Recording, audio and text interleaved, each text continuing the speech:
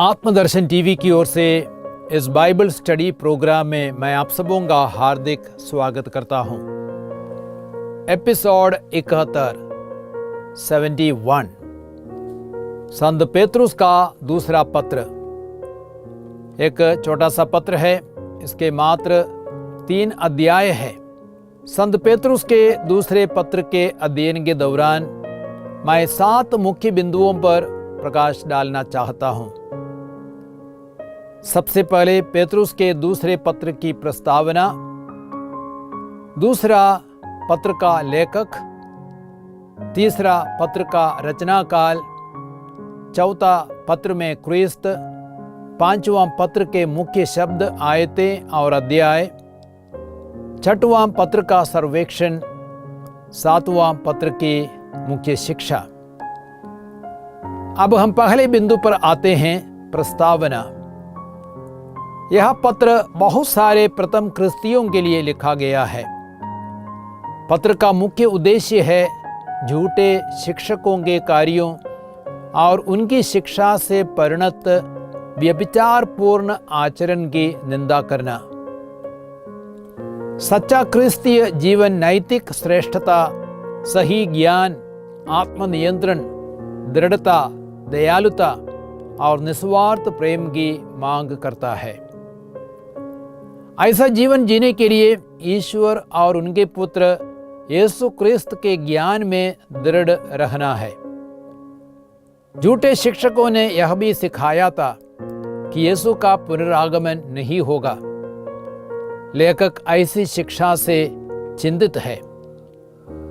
वे लिखते हैं कि यदि यीशु आने में विलंब करते हैं तो इसलिए है कि वह लोगों के प्रति सहनशील है और यह नहीं चाहता कि किसी का सर्वनाश हो, बल्कि सबके सब पश्चाताप करे।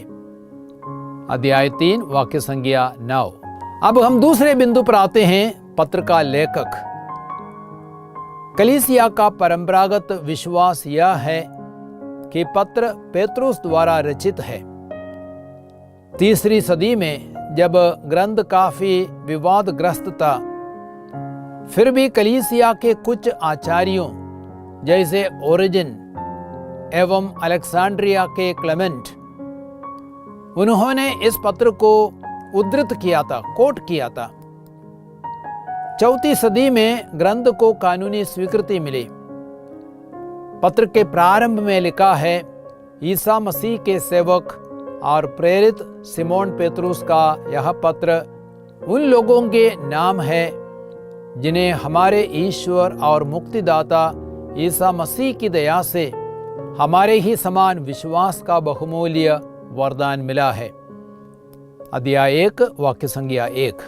अध्याय 3 में लिखा है, प्रिय भाइयों, मैं आप लोगों को दूसरी बार पत्र लिख रहा हूं। अध्याय 3 वाक्य संज्ञा 1।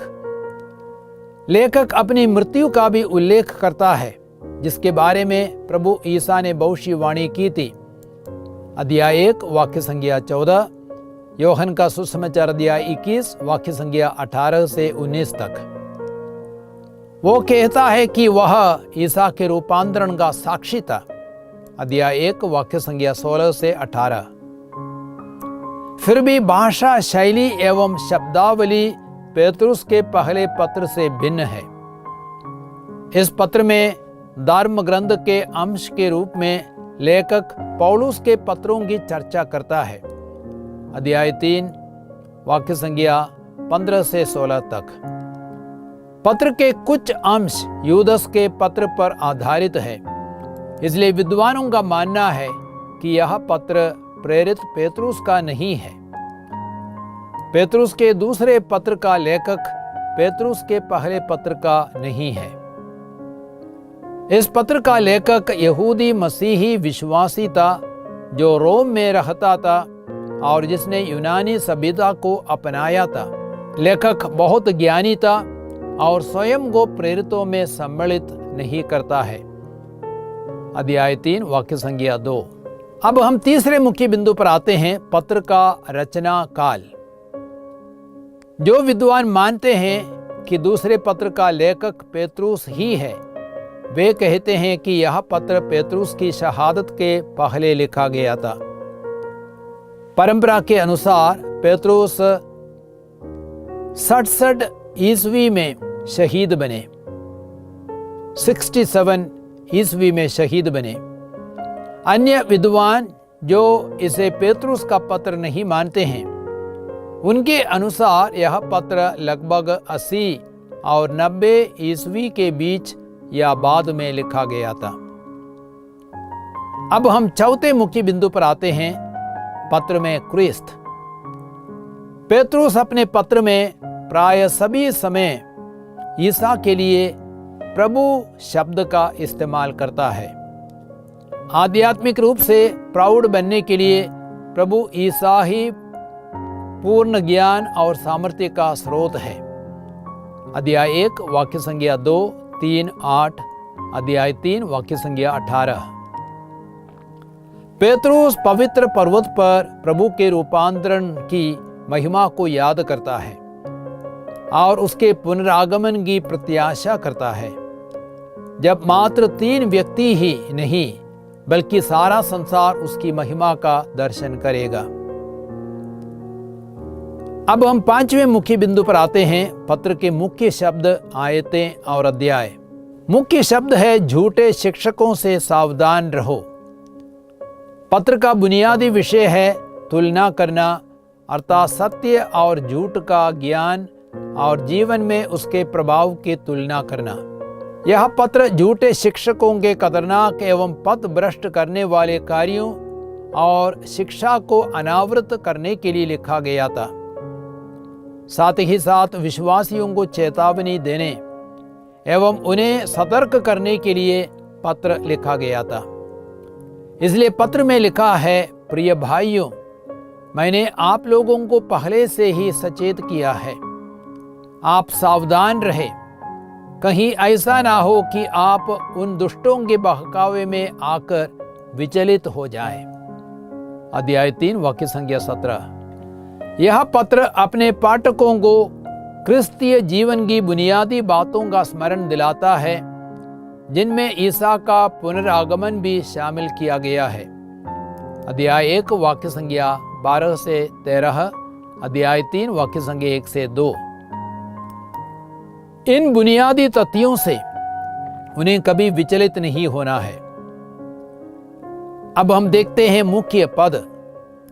मुख्य पद है अध्याय 1 20 और 21 और अध्याय 3 9 से 11 तक। अध्याय 1 20 और 21 में लिखा गया है, किंतु आप लोग सबसे पहले यह अच्छी तरह समझ ले कि धर्म ग्रंथ की कोई भी भविष्यवाणी व्यक्तिगत व्याख्या का विषय नहीं होती, क्योंकि मनुष्य की इच्छा से कभी भविष्यवाणी उत्पन्न नहीं हुई, बल्कि पवित्र आत्मा से प्रेरित होकर मनुष्य ईश्वर की ओर से बोले। अर्थात हर कोई अपनी इच्छा के अनुसार धर्म ग्रंथ की व्याख्या नहीं कर सकता। और दूसरा मुख्य पद अध्याय 3 वाक्य संख्या 9 से 11, जहां भी लिखा गया है, प्रभु अपनी प्रतिज्ञाएं पूरी करने में विलंब नहीं करता, जैसा कि कुछ लोग समझते हैं, किंतु वह आप लोगों के प्रति सहनशील है और यह चाहता है कि किसी का सर्वनाश नहीं हो, बल्कि सबके सब पश्चाताप करे। प्रभु का दिन चोर की तरह आएगा। उस दिन आकाश गरजता हुआ विलीन हो जाएगा, मूल तत्व जलकर पिघल जाएंगे और पृथ्वी तथा उस पर जो कुछ है वह सब भस्म हो जाएगा। यदि यह सब इस प्रकार नष्ट होने को है, तो आप लोगों को चाहिए कि पवित्र तथा भक्तिपूर्ण जीवन व्यतीत करें। अब हम देखते मुख्य अध्याय। मुख्य अध्याय है अध्याय 1। इस अध्याय के कुछ पद, जैसे अध्याय 1 19 से 21 तक, हमें बताते हैं कि धर्म ग्रंथ की व्याख्या मनुष्य की व्यक्तिगत बात नहीं, बल्कि पवित्र आत्मा से प्रेरित होनी है। क्योंकि मनुष्य की इच्छा से कभी भविष्यवाणी उत्पन्न नहीं हुई, बल्कि पवित्र आत्मा से प्रेरित होकर मनुष्य ईश्वर की ओर से बोले। अध्याय 1 वाक्य संख्या 19 से 21 तक। अब हम 6वें मुख्य बिंदु पर आते हैं, पत्र का सर्वेक्षण। पत्र का मुख्य उद्देश्य झूठे शिक्षकों के कार्यों और उनकी शिक्षा से परिणत व्यभिचारपूर्ण आचरण की निंदा करना है। इस पत्र के 3 मुख्य भाग हैं। पहला, क्रिस्तीय स्वभाव का निर्माण, अर्थात कल्टीवेशन ऑफ क्रिश्चियन कैरेक्टर। ईश्वर ने हमें ईसा मसीह का ज्ञान प्राप्त करने के लिए योग्य बनाया है। पेतरुस कहते हैं, इस प्रकार आप उस दूषण से बच गए जो वासना के कारण संसार में व्याप्त है, और आप ईश्वरीय स्वभाव के सहभागी बन गए हैं। अध्याय 1 वाक्य संख्या 3 से 4। क्रिस्तियों को संसार की भ्रष्टता से मुक्त होकर क्रिस्त के अनुरूप बनना है। इसलिए पेतरुस हमें 8 क्रिस्तीय सद्गुणों में बढ़ने की सलाह देते हैं। इसलिए आप पूरी लगन से प्रयत्न करते रहे कि आपका विश्वास सदाचरण से, आपका सदाचरण ज्ञान से, आपका ज्ञान संयम से, आपका संयम धैर्य से, आपका धैर्य भक्ति से, आपकी भक्ति भ्रातृभाव से, और आपका भ्रातृभाव प्रेम से युक्त हो। अध्याय 1 वाक्य संख्या 5 से 7 तक। यदि ये गुण हम लोगों में विद्यमान है और हम इनमें बढ़ते जाते हैं, तो ये हमारे प्रभु ईसा मसीह का ज्ञान प्राप्त करने में हमें सफल बनाएंगे। यदि क्रिस्तीय अपने विश्वास को व्यवहार में परिणत नहीं करता, तो वह आध्यात्मिक रूप से अंधा और बेकार हो जाता है। लेकिन यदि ये गुण उनमें विद्यमान होंगे, तो वे ईसा मसीह के आनंद राज्य में स्वागत किए जाएंगे। अध्याय 1 वाक्य संख्या 8 से 11 तक। और दूसरी बात है झूठे शिक्षकों की निंदा, कॉन्डमनेशन ऑफ फॉल्स टीचर्स। ये झूठे शिक्षक बहुत ही खतरनाक हैं, क्योंकि वे कलीसिया में मौजूद थे और वे विश्वासियों के विश्वास को कमजोर बनाते थे। उन झूठे शिक्षकों के बारे पेतरुस लिखते हैं, आप लोगों में झूठे आचार्य उठ खड़े होंगे जो गुप्त रूप से अनर्थकारी भ्रामक धारणाओं का प्रचार करेंगे। वे उन प्रभु को भी अस्वीकार करेंगे जिन्होंने उनका उद्धार किया, और इस प्रकार वे शीघ्र ही अपने विनाश का कारण बनेंगे। बहुत से लोग उनकी विलासिता का अनुसरण करेंगे और उनके कारण सत्य के मार्ग की निंदा होगी। वे लोभ के कारण अपनी मनगढ़ंत बातों द्वारा आपसे अनुचित लाभ उठाएंगे। उनकी दंडाज्ञा का निर्णय बहुत पहले हो चुका है और उनका विनाश निकट है। अध्याय 2 वाक्य संख्या 1 से 3। पेतरुस उन झूठे शिक्षकों और उनके भ्रष्ट आचरण का विवरण देते हैं। वे अशुद्ध वासनाओं के वशीभूत होकर भोग विलास में जीवन बिताते हैं और प्रभुत्व को तुच्छ समझते हैं। वे उद्धत एवं घमंडी है और स्वर्गीय सत्वों की निंदा करने से नहीं डरते। उनकी आंखें व्यभिचार से भरी है और उनमें सदैव पाप की लालसा बनी हुई है। वे दुर्बल आत्माओं को लुभाते हैं। उनका मन लोभ में प्रशिक्षित हो चुका है।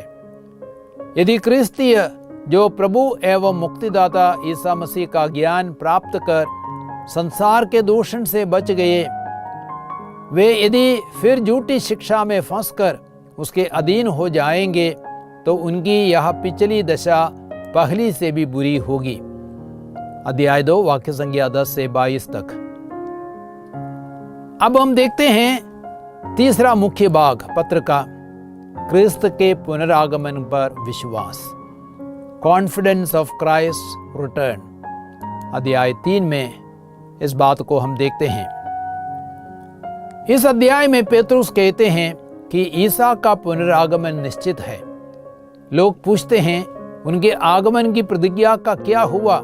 हमारे पूर्वज तो चल बसे, किंतु सृष्टि के प्रारंभ से सब कुछ ज्यों का त्यों बना हुआ है। अध्याय 3 वाक्य संख्या 4। जवाब में पेतरुस कहते हैं कि प्रभु की दृष्टि में एक दिन 1000 वर्ष के समान है और 1000 वर्ष एक दिन के समान। प्रभु अपनी प्रतिज्ञाएं पूरी करने में विलंब नहीं करता, किंतु वह आप लोगों के प्रति सहनशील है और यह चाहता है कि किसी का सर्वनाश नहीं हो, बल्कि सबके सब पश्चाताप करें। प्रभु का दिन चोर की तरह आएगा। उस दिन आकाश गरजता हुआ विलीन हो जाएगा, मूल तत्व जलकर पिघल जाएंगे और पृथ्वी तथा उस पर जो कुछ है वह सब भस्म हो जाएगा। यदि यह सब इस प्रकार नष्ट होने को है, तो आप लोगों को चाहिए कि पवित्र तथा भक्तिपूर्ण जीवन व्यतीत करें और उत्सुकता से ईश्वर के दिन की प्रतीक्षा करें। उस दिन आकाश जलकर विलीन हो जाएगा और मूल तत्व ताप के कारण पिघल जाएंगे। हम उसकी प्रतिज्ञा के आधार पर एक नए आकाश तथा एक नई पृथ्वी की प्रतीक्षा करते हैं, जहां धार्मिकता निवास करेगी। इसलिए आप लोग प्रभु की दृष्टि में निष्कलंक, निर्दोष तथा उसके अनुकूल हो। अध्याय 3 वाक्य संख्या 8 से 14 तक। अब हम अंतिम मुख्य बिंदु पर आते हैं। 7वां मुख्य बिंदु अर्थात पत्र की मुख्य शिक्षा। अक्सर पेतरुस के दूसरे पत्र की उपेक्षा की जाती है, लेकिन वर्तमान समय में जब नैतिकता भ्रष्ट हो चुकी है, यह छोटा सा पत्र बहुत ही प्रासंगिक है। पहली शिक्षा यह है, हमें आध्यात्मिक रूप से प्राउड बनना है।